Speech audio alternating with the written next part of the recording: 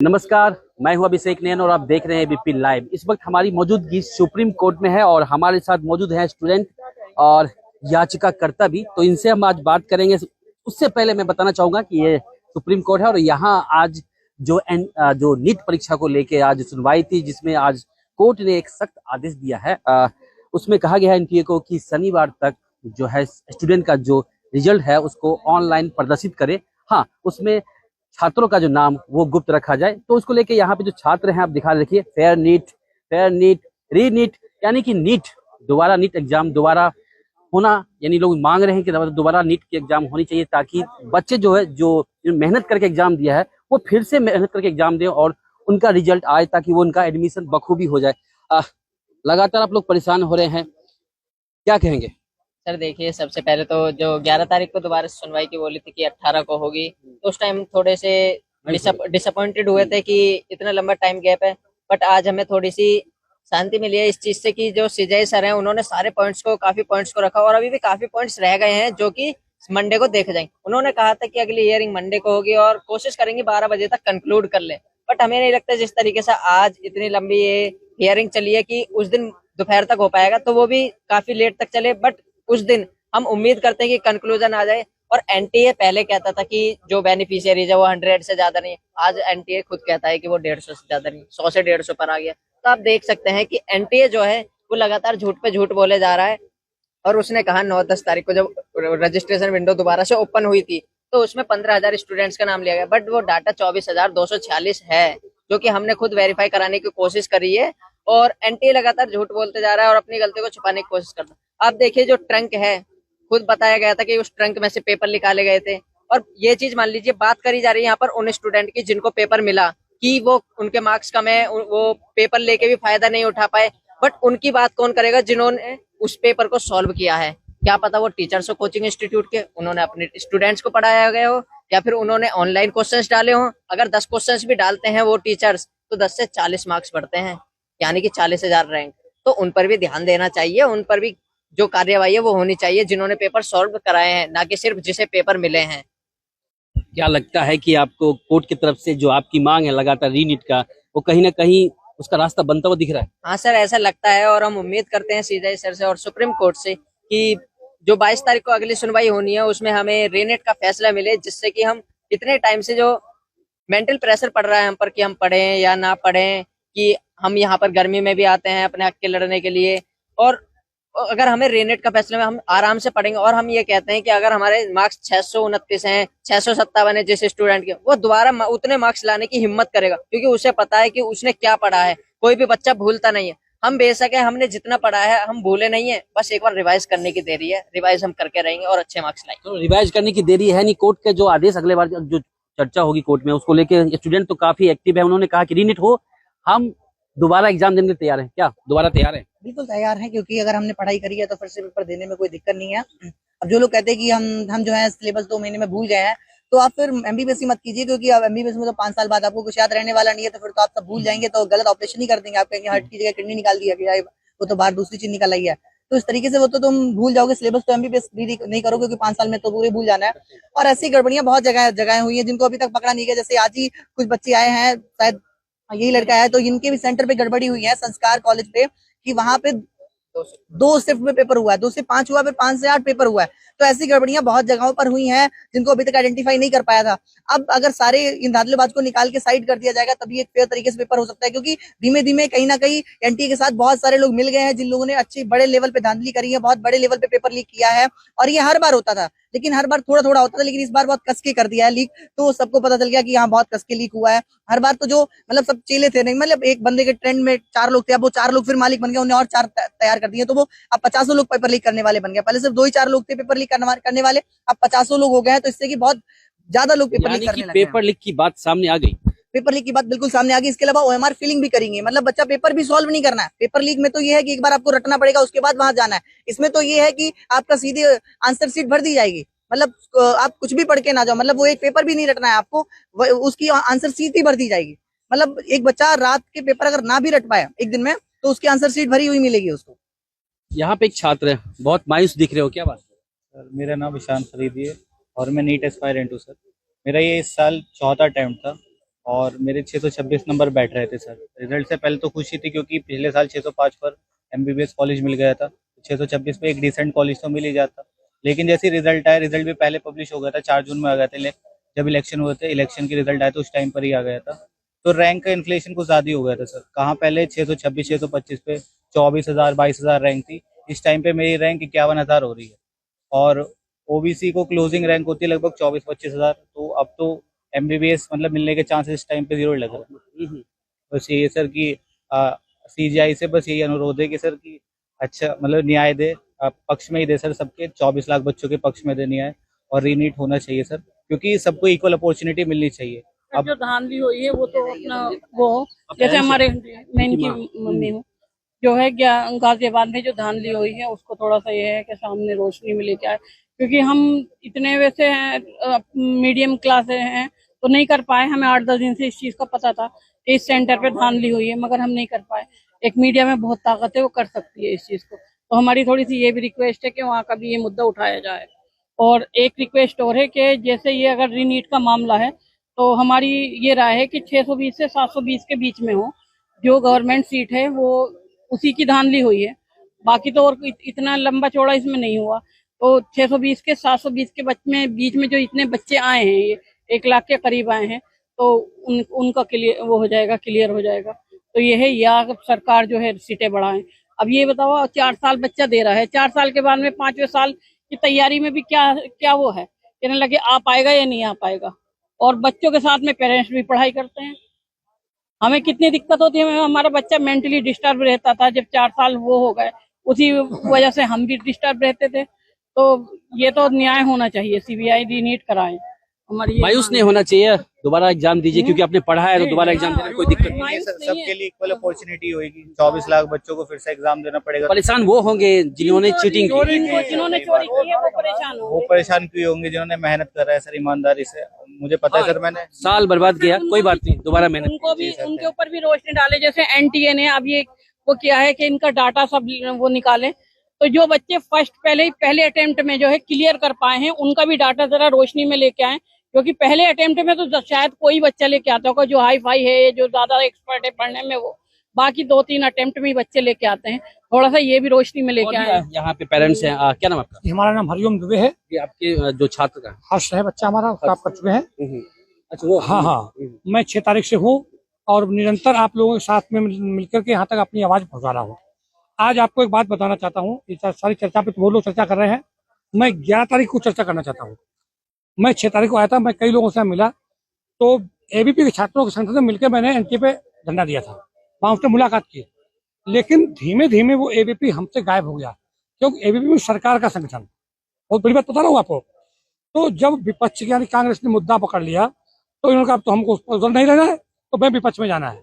तो एबीवीपी के माध्यम से 11 तारीख को, मैं आपको विशेष चीज बता रहा हूँ, 11 तारीख को जयपुर से एक बस भर के वो बच्चे बुलाए गए सरकार के खर्चे पे, यानी एबीपी खर्चा करता, सरकार खर्च कर रही है। जैसे हमारे ऊपर सरकारी ऑफिसर लगाए थे, जांच करते पढ़नी तो नहीं गई, तो धरना दे रहा है। मैं जमीन पे बैठने वाला, भूखे रहने वाला बंदा हूँ, तो मेरे पास फंडिंग नहीं आती है। तो एबीपी को पैसे कहाँ से आए? तो जयपुर से बस में, डीलक्स बस में बच्चे भर के लाए गए। उन बच्चों के यहाँ इसलिए लाए गए कुछ 11 तारीख को कोर्ट में पेश किया जाए, वो नो रीनीट के अप्लाई करें इसलिए। लेकिन संयोग बस 11 तारीख को कोर्ट में चर्चा नहीं हुई। फिर उन बच्चों को धर्मेंद्र प्रधान से मिलाया गया। मैं रीनीट के लिए लड़ते लड़ते थक गया, तब प्रधान जी से मिल पाया और उनको गाड़ी में बिठा के लाया गया कि नो रीनीट अप्लाई कर दी जाए। सरकार इस एनटीए को बचाने में इस कदर लगी है कि इस एनटीए को बचाते बचाते सरकार खुद डूब जाएगी, क्योंकि जिस जहाज में लीकेज होता है वो जहाज कभी चल नहीं पाता है। लेकिन आज के सुनवाई में तो आपको नहीं लग रहा है ना कि एनटीए बच रहा है? नहीं, मैंने कहा कि मैं उस पर नहीं बहस कर रहा हूँ, मैंने अपनी बात कहा है। मैं तो इतनी अंग्रेजी समझ नहीं पा रहा हूँ, अंग्रेजी में क्या बातें होती हैं। बच्चों का अच्छा हो रहा है तो मुझे अच्छे पे उम्मीद है, लेकिन अभी किरण है, क्योंकि सीजीआई साहब पर बड़ी उम्मीद है, लेकिन एक चिंता है, वो चिंता बता रहा हूँ।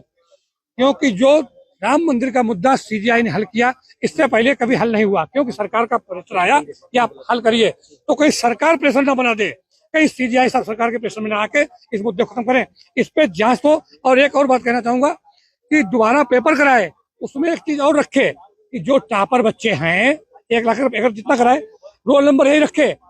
अगर 720, 680, 640, 610 में बच्चे फेल हो जाए तो उन्हें सजा दी जाए, क्योंकि वो चीटिंग करके आए हैं। रोल नंबर यही रखा जाए, उनका दोबारा रिजल्ट आने पर वो फेल पाए जाए तो उन्हें क्रिमिनल एक्ट में बंद किया जाए कि वो क्राइम करके अंदर पहुंचे थे, और एनटीए को तो बैन किया जाए, इसकी जांच की जाए एनटीए के हर पार्ट, यानी बॉडी के जितने पार्ट होते हैं, जैसे नसें होती हैं, जितने बाल होते हैं, ऐसे ही एनटीए रोम रोम करप्ट है, इसकी जांच हो, सीजीआई साहब इस पर जांच बैठाएं और अपनी निगरानी में देखें और एनटीए रोम रोम क्रिमिनल पाया जाएगा। आपने जो मांग की है, यहाँ पे वकील साहिबा भी हैं, उनसे हम बात करेंगे। परिचय दीजिए। Advocate Neetu Verma, supreme court से। नीतू जी, इन्होंने जो कहा अभी मांग की है, क्या वो सही है? बिल्कुल सही बात इन्होंने कही है कि गवर्नमेंट डिपार्टमेंट जो है उस पे ये गाज आनी चाहिए और ये एनटीए पे भी गाज आनी चाहिए, जो 2017 में स्टैब्लिश हुई थी एनटीए, ठीक है। और बार बार एनटीए जो क्लैरिफिकेशन दे रही है वो रॉन्ग क्लैरिफिकेशन दे रही है, कहीं पे ओएमआर शीट की बात हो, कहीं पे किसी डाटा की बात हो, तो वो क्यों आज जिस तरीके से सीजीआई ने अपने बरी कोर्ट में ये चीज कहा है कि आप डाटे को सेंटर वाइज और सिटी वाइज रीएलोकेट करें, दूध का दूध और पानी का पानी हो जाएगा। तो आज जो सुनवाई हुई है उसमें क्या क्या सुनवाई, क्या क्या कहा गया कोर्ट की तरफ? देखिए, आज कोर्ट में सीधे बात पेपर लीक की बात कही है, time of allocation of OMR sheet की बात कही है कि किस वाइड लेवल पे जो ये ओएमआर शीट या जो डाटा लीक हुआ है उसमें क्या धांधलेबाजी इन लोगों ने की है, ठीक है। और ये इतने कम समय में 45 मिनट के टाइम में आप कैसे ये चीज पॉसिबल हो सकती है, तो उन्होंने स्पेसिफिकली बोला ये 45 मिनट का टाइम नहीं है, इस पे बहुत हाई लेवल पे माफिया और बहुत बड़े उसका काम है। ये एनटीए को क्या आदेश जारी हुआ है? एनटीए को यही आदेश जारी हुआ है कि आप सिटी वाइज और सेंटर वाइज ऑर्डर निकालिए और इसको पोर्टल पे डालिए और ट्रांसपेरेंसी आ जाएगी रिजल्ट को। लेकिन स्टूडेंट का नाम, वो तो स्टूडेंट का नाम मैं ध्रुव चौहान की तरफ से हूँ और उनके पिटिशनर की तरफ से हूँ मैं, और स्टूडेंट्स का नाम उन्होंने क्लैरिफाई वाली अभी कोई बात नहीं कही है, लेकिन जिस तरीके से डाटा उन्होंने आज को उसमें बरी कोर्ट में कहा है तो उससे और भी चीजें निकल कर आएंगी। यानी कि सिर्फ रिजल्ट ऑनलाइन होना चाहिए, लेकिन जो नाम है वो गुप्त रखें। नाम आइडेंटिफाइड डिस्क्लोज हाइड करके जाइए, क्योंकि इसमें उन बच्चों का भी सवाल है जिन्होंने फेयर तरीके से। मैं ये की बात कहना चाहूंगी और ये मीडिया का मैं बहुत बहुत धन्यवाद देना चाहूंगी कि इसको इतना वाइड लेवल पे कि अगर कल को कोई गलत डॉक्टर बनता है तो आप सोच सकते हैं कि हमारे साथ क्या ही होगा। लोगों ने ये भी कहा है कि अगर 2024 का जो अभी रिजल्ट अगर ये हो जाता फाइनल इसी को ही, लेकिन तो वो लोग जो पेशेंट आएंगे इलाज करवाने उससे पूछेंगे 2024 वाले तो नहीं है, तो भाई साहब माफ कीजिएगा, हम आपसे बात करें, ऐसे लोग बोल रहे हैं। देखिए, लोगों का तो काम ही है, लेकिन बच्चा कोई भी डॉक्टर गलत नहीं बनना चाहिए, ये देश के भविष्य का सवाल है। और मैं यही चाहूंगी, अगर आज आपने एक मेडिकल के साथ धांधलेबाजी कर दी तो आप सोच सकते हो कि देश का भविष्य आगे क्या ही होगा। बहुत शुक्रिया हमसे बात करने के लिए। हमसे एक समाज सेवी है भूपेंद्र जी ना, आप कोर्ट में थे, सुनवाई हुई, मुझे शुरू से लेकिन कम शब्दों में बताइए आखिरकार कोर्ट ने सुनवाई के दौरान क्या क्या कहा? देखिए, सबसे पहले तो तुषार मेहता जी बार बार जो है लीक वर्ड यूज ना करके ब्रीच वर्ड यूज कर रहे थे। उनने कहा ब्रीच हुआ। उसके बाद अगर ब्रीच की बात हम हिंदी में बताएं लोगों को ताकि आम लोग जो समझ सके। उनने कुल मिला के ये कहा कि हाँ कुछ लिंक है, मतलब कि ब्रिज, मतलब उनने इस तरीके से बताया कि हजारीबाग से पटना का एक लिंक बना हुआ है।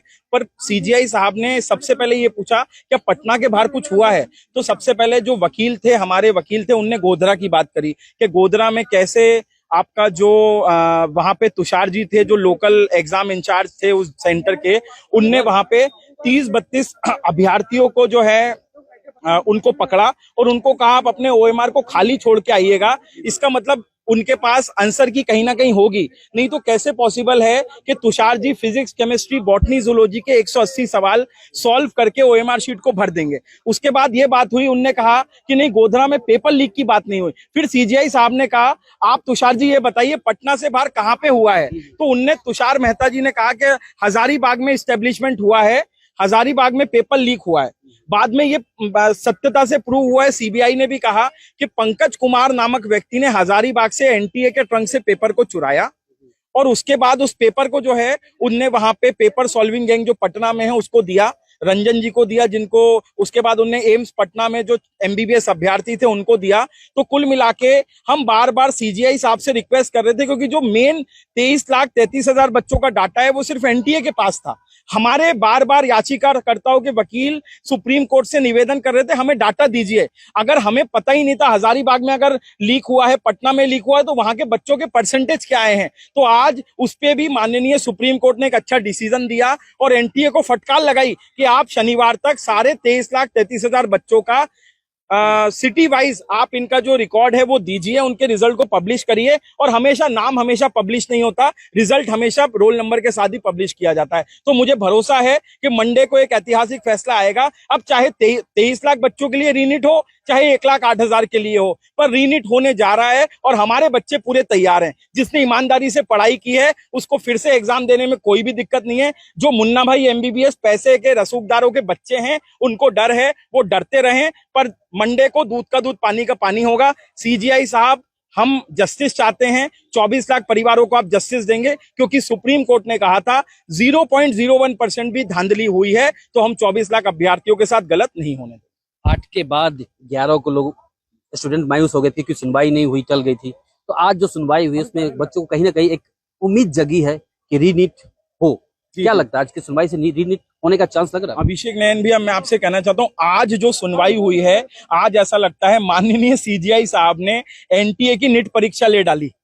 मतलब, और मुझे लगा तुषार मेहता जी जो हैं वो स्कोरिंग नंबर भी नहीं ला पाए, वो क्वालिफाई भी नहीं कर पाए, क्योंकि बार बार NTA अपनी चीजों में घूम रहा है। पहले NTA ने बोला पेपर लीक नहीं हुआ, बाद में उनने मान लिया। धर्मेंद्र प्रधान जी कहते हैं कि हाँ पेपर लीक हुआ है। EOU पटना की बात जब हमारे वकीलों ने कही तो CGI साहब के कान खड़े हो गए, क्योंकि EOU पटना ने कहा है और उनने अनुराग यादव का बयान भी दर्ज किया है कि 4 मई को अनुराग ने बोला कि मेरे पास प्रश्न पद भी आया, आंसर की भी आई, और मैंने पेपर जो जब 5 तारीख को दिया तो वही पेपर निकला। तो EOU पटना की रिपोर्ट भी CGI साहब ने मांगी है और बच्चों में आज बहुत खुशी है और आज हम बड़े पॉजिटिव हैं। हरिओम जी हो, पूरी टीम हो, आज हम बहुत खुश हैं कि माननीय सुप्रीम कोर्ट जो न्याय का मंदिर है वहां पे निष्पक्षता से सरकार के विरोध करने के बाद, NTA के विरोध करने के बाद, हलफनामे देने के बाद भी माननीय CGI साहब ने 2 जजों की बेंच के साथ हमारे हित में बात की और मंडे को एक ऐतिहासिक फैसला होने जा रहा है। ये अब आशा बनती जा रही है। चलिए, क्या यहाँ पे टीचर भी हैं, क्योंकि हमने पेरेंट्स से बात कराई, समाज सेवी से बात करी, वकील से, और ये टीचर भी यहाँ पे मौजूद है। आज जो सुनवाई हुई, सुनवाई के दौरान जो NTA को आदेश दिया गया, तो क्या देखते हैं इसको लेके? कहीं ना कहीं छात्र के मन में जो उम्मीद है नीट का, क्या होने का लग रहा है? आज की सुनवाई के बाद काफी पॉजिटिव माहौल भी है एक तरीके से, क्योंकि आज की सुनवाई के पहले जो इसके पहले डेट चेंज हो गई थी, उसके पहले CBI ने अपनी रिपोर्ट दी थी, सेंटर ने भी अपना एफिडेविट दे दिया था और NTA ने भी कहा था कि कुछ मास लेवल पे नहीं हुआ है, सिस्टमेटिक फेलियर नहीं है। तो जब इसके बाद भी हमारे चीफ जस्टिस ऑफ इंडिया और उनकी पूरी बेंच अगर 4 घंटे तक उसी मामले में अलग अलग एस्पेक्ट के ऊपर बात कर रही है, डिस्कशन कर रही है, इसका मतलब कहीं ना कहीं कॉम्प्लेक्सिटी है, कहीं ना कहीं कुछ गड़बड़ है। और उसमें डेटा जो है वो पब्लिक के पास अवेलेबल नहीं है, जिसकी वजह से उनकी चोरी कहीं पकड़ी नहीं जा सकती। तो यही पे NTA के पास से एक प्रॉपर डेटा मांगा गया कि भाई आप डेटा दे दो, ताकि पब्लिक प्लेटफॉर्म पे डेटा हो तो सब उसको समझ पाए और उसके हिसाब से जवाब दे पाए। ये क्या हो रहा है कि पिटिशनर अंधेरे में है, उनको NTA जो बोलेगा वो मानना है, उसको उसमें से स्क्रूटिनी करनी है। अब ये सैटरडे को जब डेटा दे देंगे उसके बाद शायद से ये बहुत लेजिटिमेट डिस्कशन होगा और मंडे को बच्चों के फेवर में ही ये फैसला आएगा। देख रहे सुप्रीम कोर्ट में भी कि अगर ये इतना सिंपल होता तो इतनी लंबी सुनवाई की जरूरत नहीं पड़ती, बट बहुत सारी चीजें इंक्लूड हो रही है। डेटा डिस्क्लोज करने का क्या मकसद है? क्या जो से पूछा जा रहा है? IIT मद्रास ने अपनी रिपोर्ट में जो डेटा दिया वो एक तरीके से मैक्रोस्कोपिक डेटा है, वो बहुत बड़ा डेटा एक ही छोटे से समराइज करके दे दिया, एक चार्ट बना दिया, बेल कर्व, फिर सेंटर्स के एक स्टेट्स की और सिटीज की लिस्ट दे दी कि यहाँ से टॉपर्स आए तो ये डिस्ट्रीब्यूटेड है, ऐसा कोई इसमें एबनॉर्मलिटी नहीं है। लेकिन जब सेंटर वाइज, स्टेट वाइज और ऐसे जब स्पेसिफिक डेटा आएंगे तो अब हमें पता चलेगा कि क्या कहीं पे टॉपर्स का कॉन्सेंट्रेट हो रहा है या फिर कहीं से इस तरह से एक जगह से ही सब आ रहे कि नहीं। हाँ, इससे पकड़ में आ जाता है कि क्या वहां पे चोरी हुई है कि नहीं, वहां पे पेपर लीक हुआ है कि नहीं, वहां पे ये प्रॉब्लम हुई है कि नहीं, इससे पकड़ आ जाएगा। क्योंकि रैंक जो बच्चा 620 पे स्कोर कर लेना चाहिए था, मेडिकल कॉलेज ले लेना चाहिए था, वो इस साल 660 पे मुश्किल से ले पाएगा। तो आप सोचो कि 620 से 660 के बीच में बहुत सारे बच्चे हैं, 40-50 हजार बच्चे जो है इस बार फंस चुके हैं, उनको पता ही नहीं उनके साथ इस साल क्या होने वाला है। और ये ऐसे बच्चे नहीं है जिन्होंने पहली बार एग्जाम दिए, 2-2, 3-3, 4-4, 5-5 साल बच्चे इस एग्जाम के पीछे लगते हैं, क्योंकि आज भी यूपी, बिहार ऐसे टियर 2, टियर 3 सिटी में उनकी लाइफ का एक ही गोल होता है कि वो नीट की एग्जाम क्रैक करे, इंजीनियरिंग की एग्जाम क्रैक करे और डॉक्टर और इंजीनियर बन जाए, ताकि उनकी लाइफ सेटल हो जाए, उनकी पूरी पुश्ते आगे के अपनी फाइनेंशियल सिचुएशन संभाल सके। यानी कि बच्चों की जो मांग है लगातार रीनीट की, कहीं ना कहीं उस रास्ते पे आगे बढ़ते हुए दिख रहे हैं। लगातार जो सुप्रीम कोर्ट पक्ष में नहीं, उस पर सुनवाई कर रहे हैं और लगातार जांच की बात कर रहे हैं। जो आगे दिखेगा और फिर सोमवार को इस पे सुनवाई होगी। देख रहे हैं, मैं तो चाहूंगा कि आप लोग की जो मांग है वही पूरी हो। क्या लगता है? होगी और जो बच्चों के फेवर में है वही होने वाला है। मेजॉरिटी बच्चों के साथ जस्टिस कराने के लिए ही हमारे चीफ जस्टिस ऑफ इंडिया इतने मैटर को बारीकी से समझ रहे हैं। आज आपने देखा कि काफी लंबी डिबेट थी, काफी डिटेल डिबेट थी, हर एक चीज पे बात हो रही थी, ऐसा नहीं कि एक ही चीज। तो कहीं कोई जल्दीबाजी नहीं थी। नहीं, कोई जल्दीबाजी नहीं थी। एक पूरा दिन हमारा सुप्रीम कोर्ट सिर्फ नीट के बच्चों की सुनवाई को सुनने के लिए बैठा था। ये बहुत कॉम्प्लेक्स मैटर है, ये समझाता है कि इस विषय की गंभीरता क्या है। तो ये विषय बहुत गंभीर है, उनको भी समझ रहा है। 24 लाख बच्चों के फ्यूचर का सवाल है। ये सिर्फ 24 लाख बच्चे ही नहीं, उनके पूरे परिवार का सवाल है। हम तो भारत देश में रहते हैं जहां पूरा परिवार एक परीक्षा देता है, तो इसीलिए बहुत जरूरी था। कि सुप्रीम कोर्ट इतनी डिटेल में इस मैटर को समझे। चलिए, बहुत बहुत शुक्रिया हमसे बात कर ले। तो हमारी मौजूदगी इस वक्त दिल्ली के सुप्रीम कोर्ट पे आप देख सकते हैं और यहाँ पे जो नीट एग्जाम को लेकर लगातार सुनवाई हो रही थी। लगातार पिछले बार भी जो 11 तारीख को सुनवाई होनी थी लेकिन नहीं हो पाई, आज 18 को फिर सुनवाई हुई। तो कहीं ना कहीं आज जो बच्चों के फेवर में जो कोर्ट के द्वारा जो आदेश देता हुआ दिखा गया, उन्होंने एनटीए को आदेश दिया कि जो एग्जाम दिया गया जिसमें रिजल्ट है उसको ऑनलाइन किया जाए, ताकि सभी बच्चों को जो एग्जाम दिए हैं उसका पूरा का पूरा डेटा सामने आएगा, जिससे कहीं ना कहीं उसमें जो एक कोई पेचीदा जो दिख रहा होगा कि डेटा किस तरह का कहीं जा रहा है, रिजल्ट जो आया है कहाँ रिजल्ट बेहतर है कहाँ कम आया, उसको लेके कहीं ना कहीं लोगों को मतलब साफ साफ दिखाई देगा। तो फिर उसके बाद जो सुनवाई है इसकी सोमवार को होगी और देखना होगा कि आखिरकार जो बच्चे जो रीनीट की जो एग्जाम की जो बात कर रहे हैं कि कोर्ट उस पर आगे क्या आदेश देती है। अभिषेक नैन, एबीपी लाइव, दिल्ली।